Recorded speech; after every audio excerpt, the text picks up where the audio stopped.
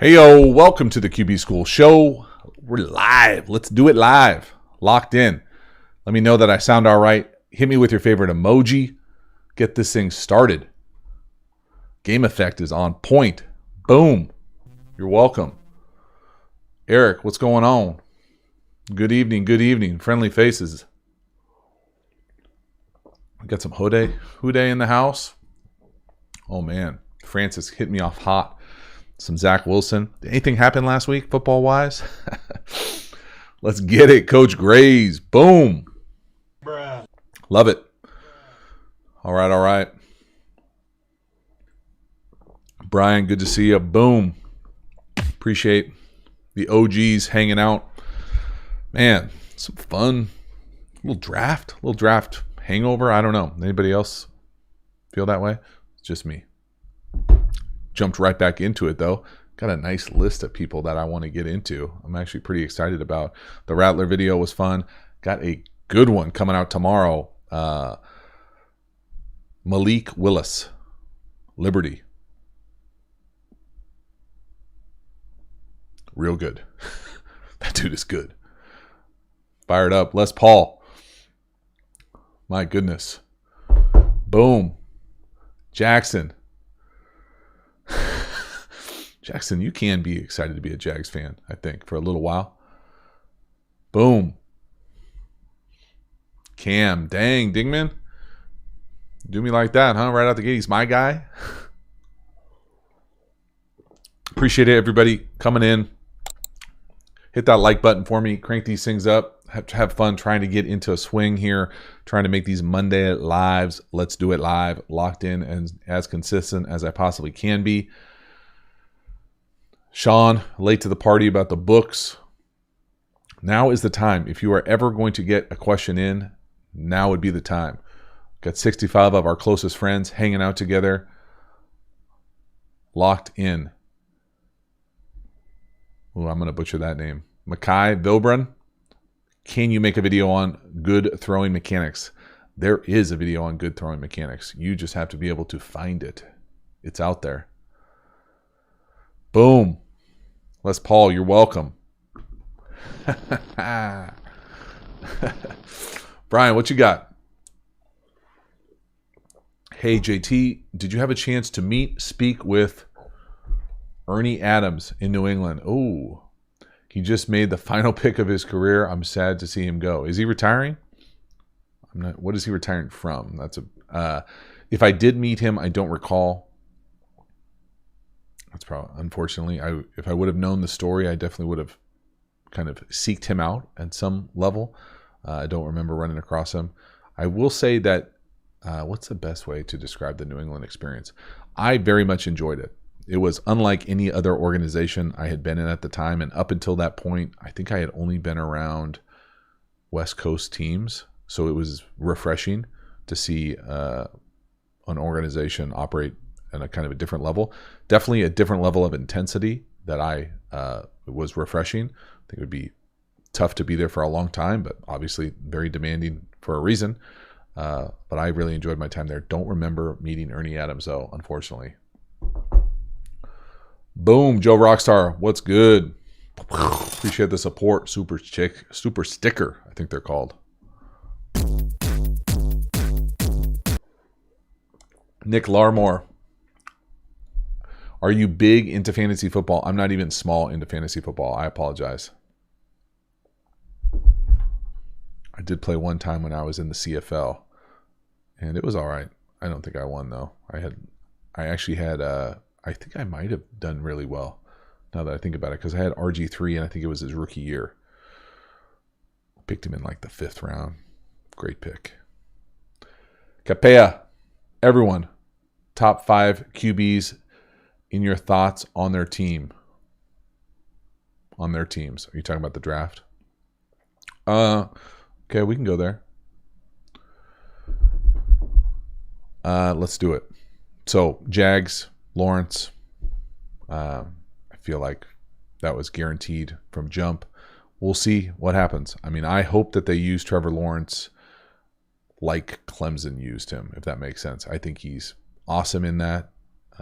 I'm just not sure that the coordinator there has the capacity to do it. I certainly think Urban Meyer has thought about being in the league long enough that he's kind of got his guy, building his squad. Hopefully it happens quick enough that he can be successful. We'll see. I think of it honestly as like the Urban Meyer experiment more than the Trevor Lawrence experiment. We'll see if that stuff resonates. I think it's got a chance to resonate quickly. I think that stuff, or at least the perception of how I think Urban Meyer runs a program, will be tough to be sustainable in the league. That's just me. Who knows? Maybe he's changed. Maybe he's different around pros. I don't know. I don't pretend to know.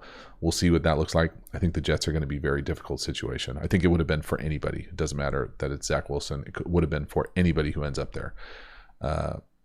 Trey Lance, I think, has got a chance to have a great rookie year. We'll see what it looks like playing wise. I can't imagine you move all that draft capital and don't play the guy immediately. So I'm fascinated to see what he looks like, especially in what I would imagine is a system that will be super quarterback friendly as far as making him successful all the time, but especially initially. So that will be fun to see. I think Justin Fields potentially is going to be in kind of a tough spot just because of, I think when I look around is that roster for the Bears, but I think he's going to go in there and play well right away.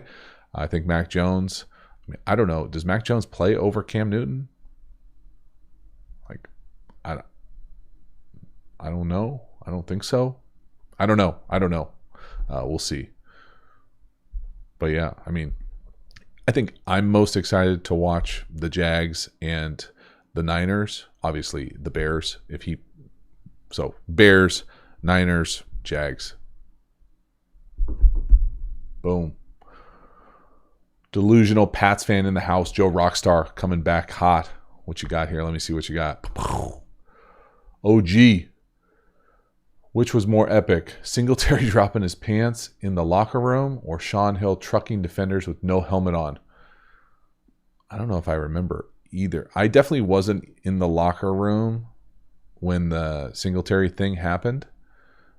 Sean Hill had some good runs. I'm not going to lie. He's sneaky athletic. He's sneaky coordinated. He's a good player. Those are good. I like those questions. Those are locked in, Joe. Rick Thomas. Whoa. All right, Rick Thomas. What are your future career goals? What are your future goals for this channel? Thanks. Rick Thomas, I appreciate the support. Future goals, career goals. I don't know if I necessarily, I think people have a hard time getting how much I enjoy this. I really do enjoy it. I'm having fun coaching high school football with a good friend and trying to create a good experience for them. This has a lot of potential. I like the football part of it. I certainly love the football education part of what this channel looks like. I think eventually it will potentially evolve into a little bit more either a different channel or I don't know yet as far as the leadership world of it. I think that's the part of me and my interest that I don't talk about enough on this channel. And so what that looks like, whether it's a different channel, whether it's a different thing, that's probably where it will eventually nudge towards. But I honestly am having a blast with this. I've got a bunch of courses that I want to get to this summer and create, and I'm having a blast doing more and more of this. So I appreciate the support. Let me know if you got other ideas.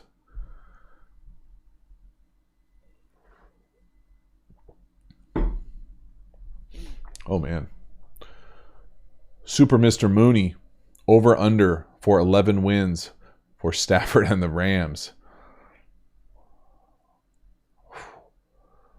I would probably take under, but that's not because I know for sure. I just think it's hard to get to 11 wins. Coach Grays, can you see Aaron playing for Coach Gruden? Hell yes. Aren't they both control freaks? Is Aaron a control freak? I feel like he's been controlled his whole time there. I think all those people are alphas. They're all control freaks. I certainly have elements of being a control freak about certain things that I'm passionate about and care about. So, I think to me, it's less about, can you work with another control freak? Is the relationship, the working relationship, the private relationship, does it feel like a collaboration, or does it feel like me telling you what to do all the time? And anybody telling you what to do all the time sucks. Whether you work as a barista, a CEO, a quarterback, a coach, I just think it does. And so, I know Aaron, but I haven't talked to him recently, let alone about this. And it certainly feels like there is tension that potentially is not possible to be resolved. And if that's the case, I think it's bad news for football. I think it sucks for football. But really, I feel like there's been awkward tension there from a distance from the jump. And I think that winning kind of band-aided it and made it seem like everything was fine. But when, they feel like they do you dirty on a couple personnel decisions, they don't incorporate your opinion. I mean, even if they don't take your opinion, I still feel like there is an element of professionalism when you're dealing with a Hall of Famer. That is, we want to keep you in the loop. We want you to be part of the organization. We care about your opinion. All that like nonsense business jargon that you would hear at like something where you were trying to build that type of culture, to just like middle finger that guy. And maybe he's super sensitive, and it's probably both, really, if I was being honest. But for our sake, fans of the game, I hope they find a way to make it work. Boom. Immortal Goofy. You're right. 1,000. Coffee with Coach. Bro, he's back. We missed you. Boom. Cheers. Cheers, everybody out there. Nice little Monday night post-draft. Like true NFL offseason.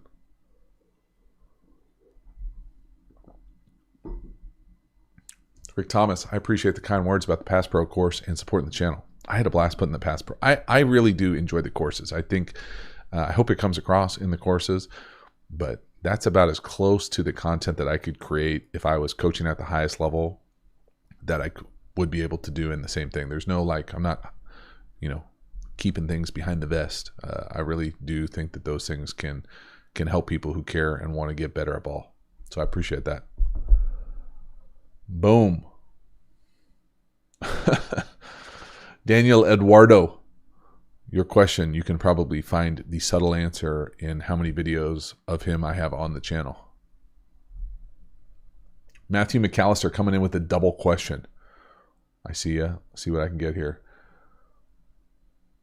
Coach, I am a 8th grader and I'm going into high school, trying to be the starting QB. Do you have any advice? Yeah, that's a big ask. I'm not sure what kind of program you're going into or what that situation is, but it'd be the same advice that I've given on this channel many times in these lives and or whenever. That's actually a good idea for a video.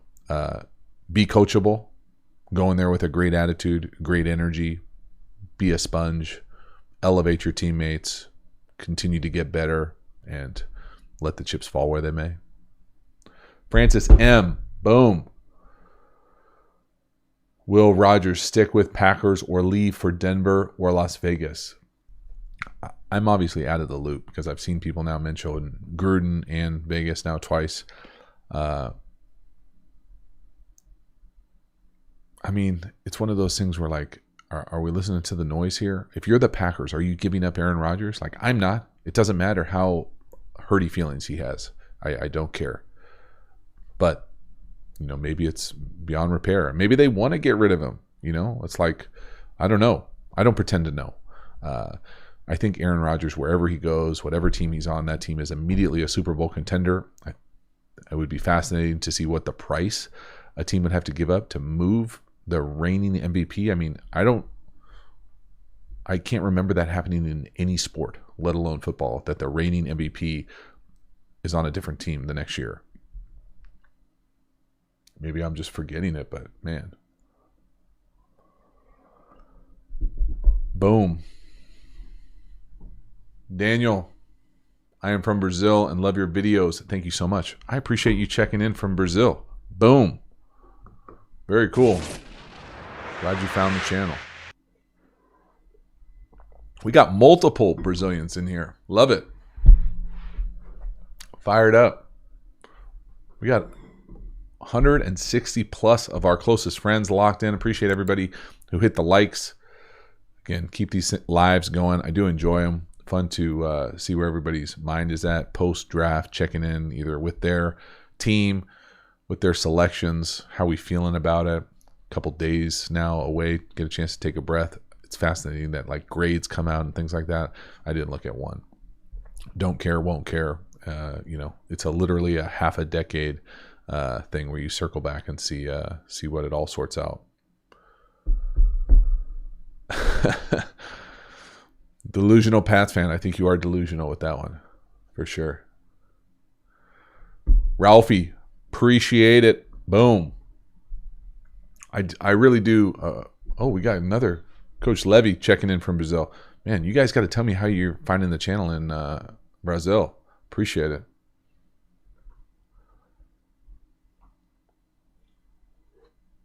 Hunter Taylor, excellent question. Let's see what we got tonight.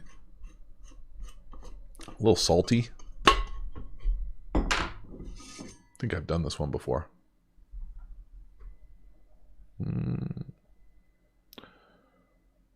A boat beer, a salty brew, blonde ale, CBC. If you couldn't tell, it's a lot of CBC over here. That's Coronado Brew Co. for all you non-islanders.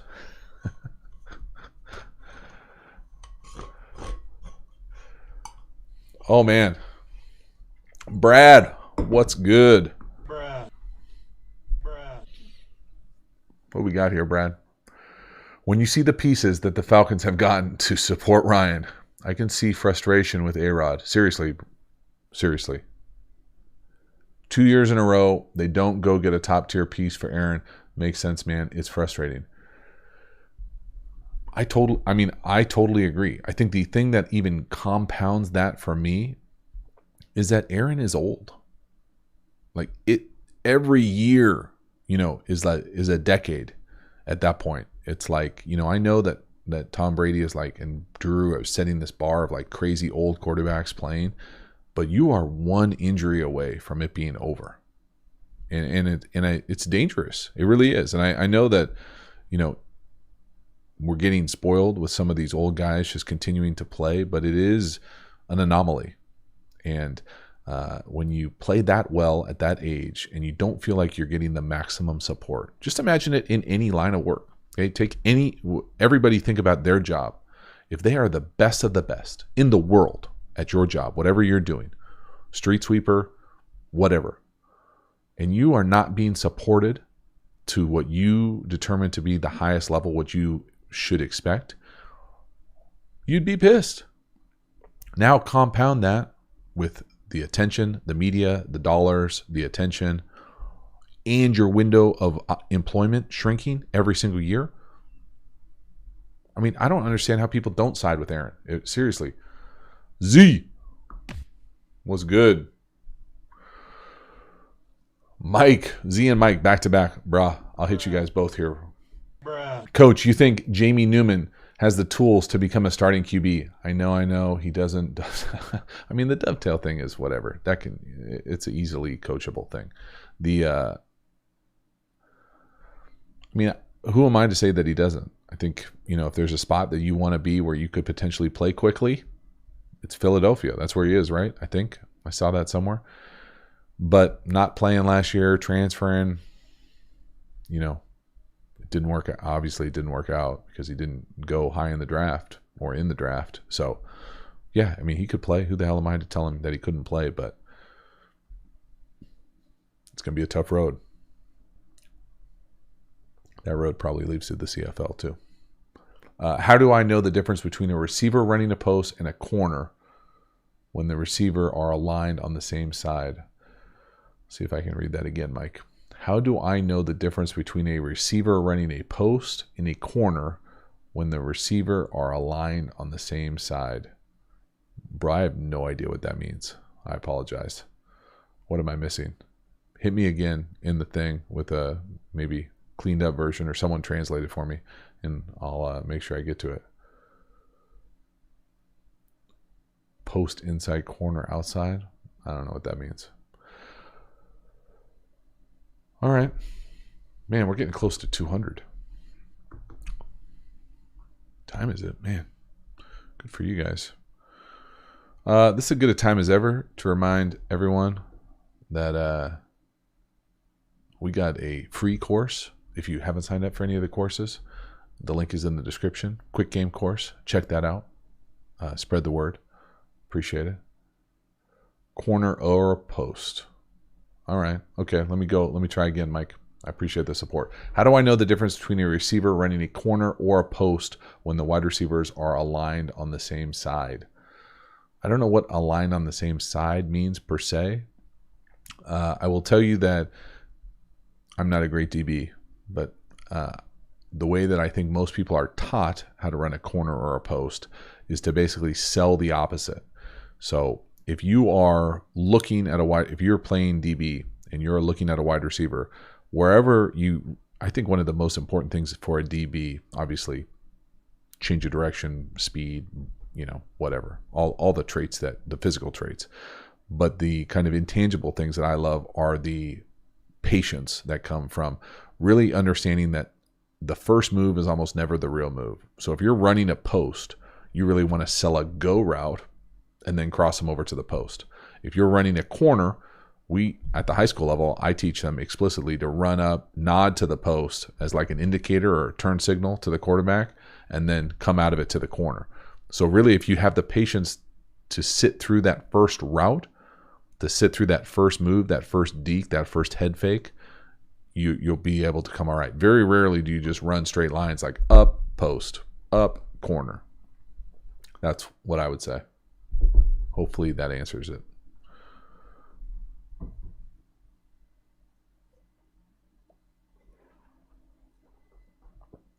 Connor, can I become an NFL quarterback if I am 27? It's going to be tough, bro. It's going to be tough. When was Kurt Warner when he got his first start? I think he was around then, maybe. What else we got here? Oh, Michael, what's going on? Why not use the all-purpose menu for all play calls rather than those that only beat certain coverages? That's a good question. I personally like to carry more plays than what I would consider the extent of an all-purpose menu. I think it's good to have like 8, 10-ish is what it usually comes down to, that are usually things that you can carry every single week and dress them up differently if you run them a few times.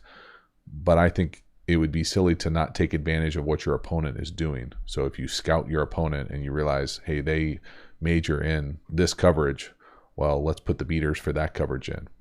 And I think it's just a more efficient way to play. Now, you certainly could go all-purpose, but my opinion is most people, even when they tell you that they're, like, hey, we're only progressions, pure progressions all the time, quarterback 1, 2, 3. I saw this in a clinic today.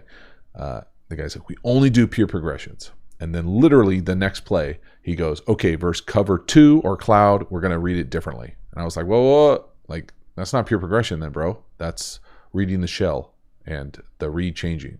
And so it's tough. It's easy when you're, looking at paper to say, oh, this would be good versus everything. But if we have other stuff that might be better versus what we know our opponent's going to do, and especially what level you're at, there's only so many things a defense can do and insert new at any level, but especially at the lower levels like, high school, college, where they're not going to be able to install, brackets this week. If they're a middle field closed man team, they're a middle field closed man team. So let's put those beaters in there. Mike, if I have a 2-by-2 alignment, the left side wide receivers run verticals to the right. The left side wide receivers run verticals to the right. How do I know if they ran a post or a corner? Bro, I'm sorry. I'm struggling. I don't know what that means. If I have a 2-by-2 alignment, 2-by-2, I got you. The left side wide receivers run verticals. Yeah, I don't know. Sorry. I feel like I'm getting detoured here. Apologize. Brad, what was the coolest moment for you in the draft? I'm assuming you mean this recent draft. I I think it was, for me, it was Trey Lance and Justin Fields, just because kind of reflecting back, and I saw this tweet somewhere, I think from one of the guys at PFF, about how much the 49ers gave up to get Trey Lance. Because, I mean, not only does Trey Lance have to hit, like he really does have to hit, they gave up a significant amount to move up to take him. I think originally, weren't they drafting 12th-ish? Is that right? 12th? I don't know. Whatever they were drafting originally, they were one pick away from Justin Fields. So they could have moved up 2 to 10 and gotten Fields there. And that's assuming that Trey Lance wouldn't have been there. So, I mean, those are the types of things that I think are the most interesting. We'll see. It's one of those things where it's all feels kind of, when you're in it, I'm glad. I am glad. I'm not going to lie. I am glad that the Mac Jones 49ers thing was not like a real thing.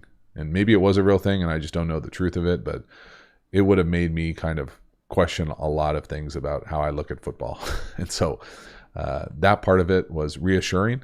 Now watch Mac Jones come out of here and be like the best by far Hall of Famer for sure. But as far as what we know about the game, what I could see on film, glad that was the choice or one of the choices. So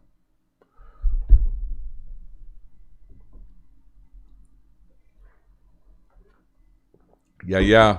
Oh man. Well over 200. Appreciate the support. Tough puppy, bro. What's up with the skulls? Coming in hot. Mafi, thoughts on JT Daniels? Yeah, you know what the thoughts are? The thoughts are that we are going to do a video on him pretty soon. Pretty excited about that.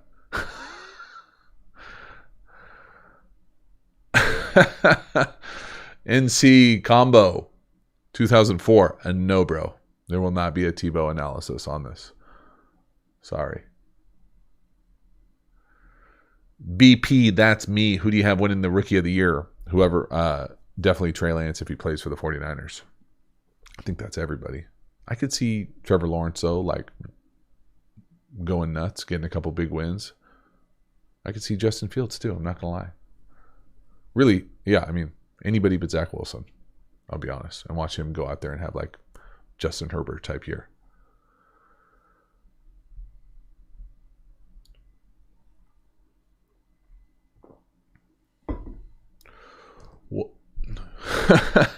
Who is Joe? What's up, JT? I commented earlier, how can I send you the info to get the all 22 on Cole Kelly? You can tweet at me. Probably the easiest way.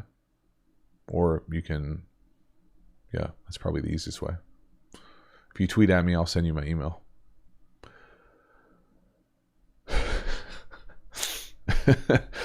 Dang it. Delusional Pats fan. I love that gif of like the everything is fine. I don't have it on here. But seriously, there is a Mac Jones every year. I think.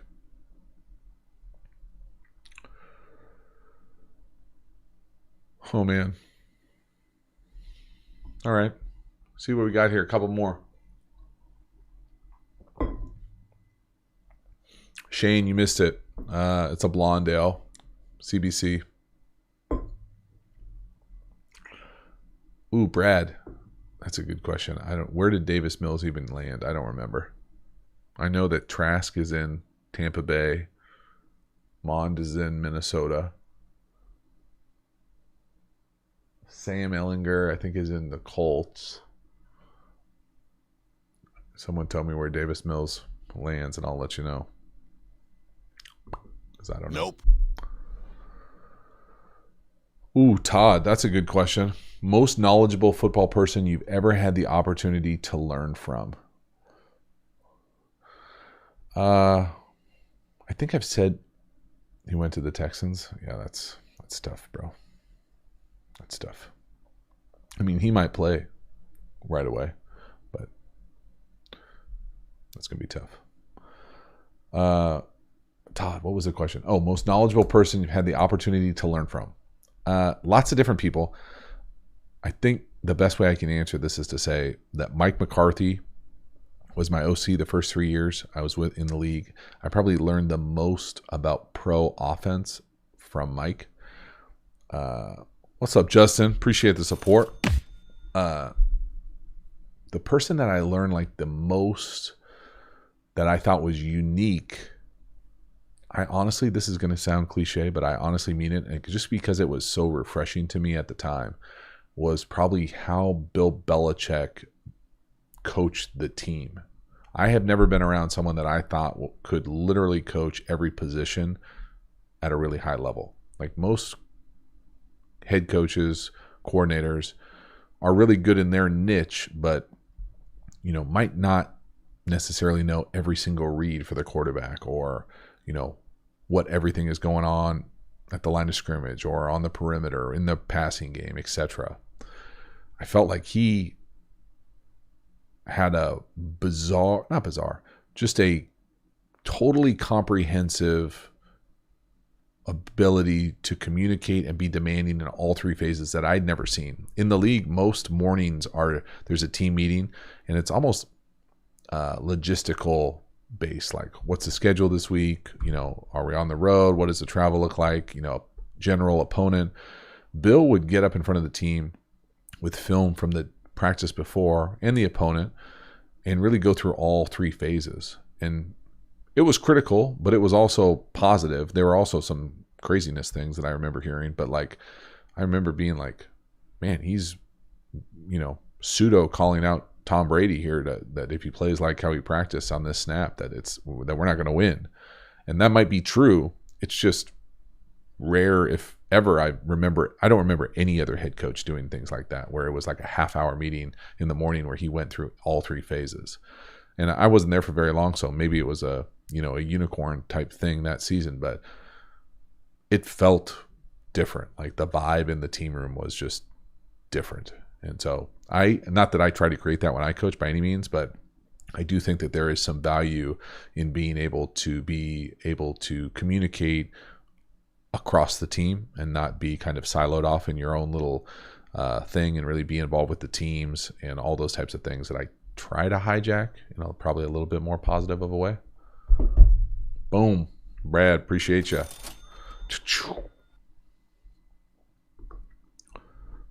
Man, we're pushing 250.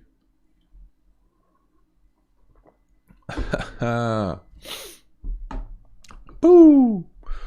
Pods. Man, if you're not on the pod train, I know I tell you guys every time, but there's still time. October, November will be here before you know it. We'll get you.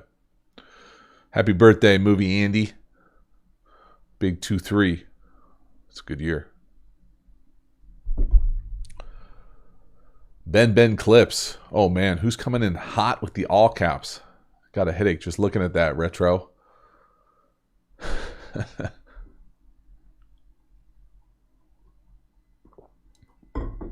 All right, let's do one more lock in here. Again, I appreciate the support. I got to edit the video that's coming out tomorrow. I'm excited to share it. Oh, man. Carfar log. I need a thumbs down video for that. All right, perfect timing. Chief Rocka. Appreciate the support. I keep seeing and hearing Trey Lance being compared to Mahomes. Do you see the comparison, and what are the things that making people say that? I don't see the comparisons. I don't hear the comparisons. I mean, Mahomes is the best player in football. So if people think he's going to be good, I guess that's who you would compare him to. I personally think that's kind of an unfair comparison. I think Trey Lance is a little bit bigger than Patrick Mahomes. I think Trey Lance has a big arm. I don't think he has Patrick Mahomes type velocity, touch, arm angles, those types of things. But again, the other thing about Trey Lance, and it's hard for me. I get it. It's got to be hard for people who are fans of the Niners or even just the draft process. But he looked good and improved a lot in his 2019 film, but that was a long ass time ago. So if he has continued on the same trajectory of improvement, I think it's going to be the potential to be really scary, really special. But that was also a long time ago. And like I just think it's going to be fascinating to see how it happens, because he's not the only one that kind of got thrown into this like COVID trap, opt out, opt out, doesn't care about football, whatever, selfish, da da da, or playing it smart, making a good decision for yourself, those types of things. And I know he didn't opt out. I get that, save that narrative. Okay, but other people did in the draft. And so I personally would be fascinated to see, like 5 years later, the guys that opted out, the guys that played, is there a statistical difference as far as the output for what their careers look like? That's one thing that I know that I will be interested in. Probably the only one. Appreciate that. Man, Sam K coming in hot with the emojis. It's a lot, bro. All right. Well, I appreciate the support. 250. Do me a favor. Again, I sincerely appreciate y'all spreading the word about the channel. It means a lot to me. I'll do my best to retweet it if it's on Twitter, and continue to spread the word. I sincerely appreciate it. If there are people that you want to see me take a peek at here as we get into the dog days of football in May, June, then usually take most of July off, unless you're part of the Patreon community, and then we'll back at it in August. But excited to take a sneak peek at guys around the corner for next year, draft eligible guys, and excited to kind of revisit the league too. So excited to dive into a handful of things. Hit me with some suggestions. I sincerely appreciate the support. I will see you on the other side. Have a good one. Bruh.